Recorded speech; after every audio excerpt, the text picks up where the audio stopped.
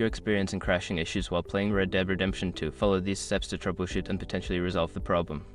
Step 1. Update your game. Make sure that your game is fully updated to the latest version. Developers often release patches that fix bugs and improve stability. Check for updates through a gaming platform or launcher.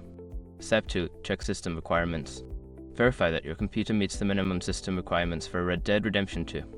If your hardware is below the recommended specifications, it may lead to crashes. Upgrade your hardware if necessary. Step 3. Update drivers.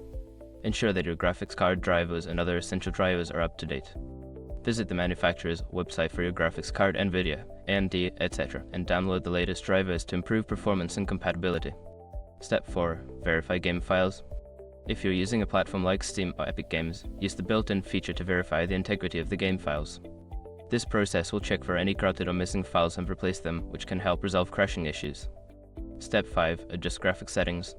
Lower your in-game graphics settings to see if that resolves the crashing.